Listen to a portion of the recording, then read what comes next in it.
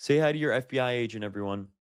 We've all known that the surveillance state is very pervasive in the United States, and Donald Trump himself even ran on the campaign of ending this surveillance state and what he called the deep state against American citizens.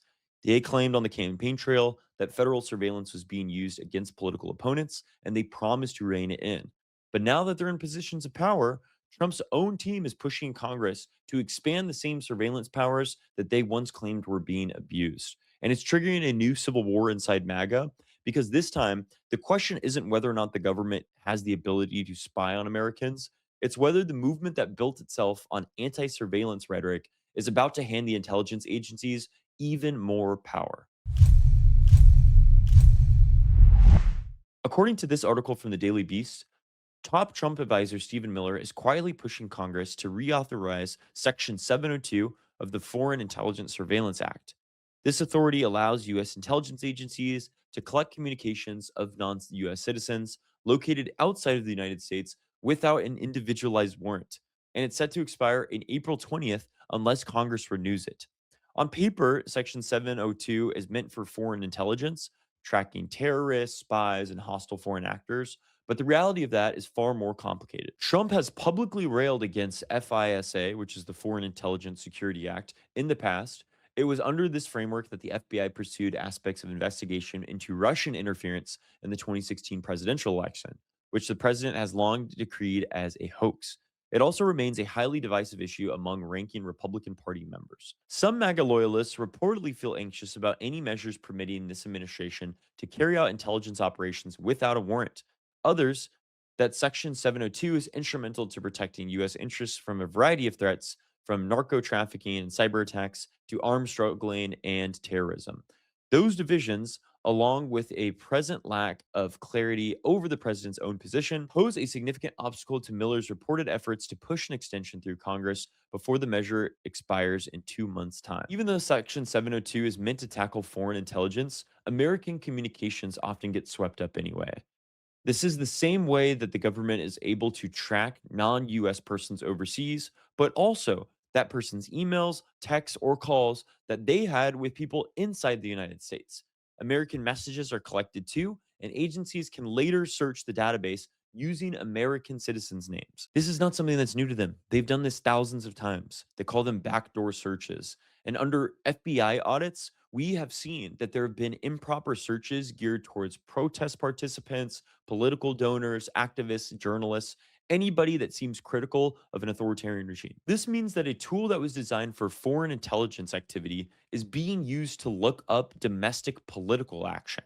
And civil liberty groups like the ACLU say that this shows that the system clearly lacks meaningful guardrails when it comes to surveillance. The ACLU said that the government releases new court opinions highlighting further abuse of warrantless FISA, the Foreign Intelligence Security Act surveillance program. The same article quotes, these disturbing new revelations show how Section 702 surveillance, a spy program that the government claims is used on foreign adversaries, is routinely used against Americans, immigrants, and people who are not accused of any wrongdoing, said Patrick Tomey, deputy director of the American Civil Liberties Union's National Security Project. The FBI continues to break the rules put in place to protect Americans, running illegal searches on public officials, including a U.S. senator, and it's long past time for Congress to step in. As Congress debates reauthorizing Section 702, these opinions make clear why fundamental reforms are urgently needed. There are warrantless searches of Americans' data, improper inquiries of information, weak oversight, and repeated compliance failures. The warning is very blunt. The government is still conducting warrantless surveillance that impacts Americans, even though the law wasn't designed for that purpose.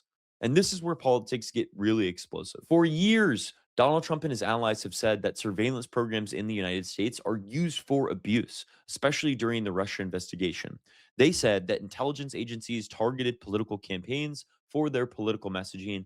The system was weaponized, and the surveillance state cannot be trusted under any circumstance. They said, we are going to get rid of it. We'll drain the swamp. We will get rid of the corruption and the tyrannical powers of the government. Section 702 became a symbol as the deep state. That was what they were referring to in every campaign speech. But now the White House is pushing to preserve and extend those same authorities and government powers. They're splitting the movement. One side says you're expanding the same system that you told us was spying on conservatives. The other is saying we need strong intelligence tools for national security. That is a classic contradiction. And the base is starting to notice that it is impossible to reconcile those two ideas. After every crisis in America, surveillance is increased. Every scandal, officials promise that they're going to reform it. We will get rid of the corruption. But then these authorities get renewed anyway. It is a classic pattern, and we've seen it before historically in the United States with COINTELPRO targeting activists, post 9/11 mass surveillance programs that have largely gone unchecked, and political misuse concerns across administration. We're seeing similar abuse with programs like PRISM in the United States, which is also continuing to erode any privacy that Americans have when it comes to internet usage. This other article from the ACLU says that the NSA continues to violate Americans' internet privacy rights. The unconstitutional surveillance program at issue is called PRISM, under which the NSA, FBI, and CIA gather and search through Americans' international emails, internet calls, and chats without obtaining a warrant. When Edward Snowden blew the whistle on PRISM in 2013, the program included at least nine major internet companies, including Facebook, Google, Apple, Skype. Today, it was very likely includes an even broader set of companies. This large scale internet surveillance grew out of the Bush administration's post 9/11 warrantless wiretapping program. It is conducted under a controversial law known as Section 702 of the Foreign Intelligence Surveillance Act. Relying on Section 702, the government intercepts billions of international communications, including many sent and received by Americans, and it hunts through them in investigations that have nothing to do with national security. This surveillance leaves far too much unchecked power in the hands of the executive branch officials. Today, that includes President Trump, who, as a candidate, called for expanded spying on Americans. The ACLU is taking on this threat to Americans' privacy rights, just as we challenged the government's warrantless wiretapping across both the Bush and Obama administrations. Now the courts must do their part to ensure that Americans' online communications receive the full protection of the Fourth Amendment, which is a right to no unlawful search and seizure.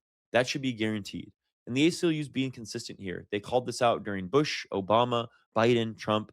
They want to make sure that Americans have a right to privacy, especially when it comes to internet usage. Anytime that you're engaging in political content or you are sharing what your opinions are on very controversial issues, you deserve a right to privacy. And no government entity should be able to breach that privacy right without a warrant or without due process. Section 702 is set to expire on April 20th. And in that time, Congress has to decide, are they going to renew it as is? Are they going to reform and add any safeguards? Or are they going to allow it to lapse completely? This should not be an issue of left versus right. This is really a question of how much federal power we allow as American citizens, even at the detriment of our own civil rights. The newly released court documents show that the database has been used to search protest activity, political donors, and any activity that deems too dangerous to the government. Who's to say what that danger is? If the government continues to keep expanding its surveillance powers, who gets watched next? And even if the movement that built its identity on anti surveillance is now fighting for the deep state to keep these powers, we recognize that surveillance power never shrinks, regardless of which name is in the position of the executive.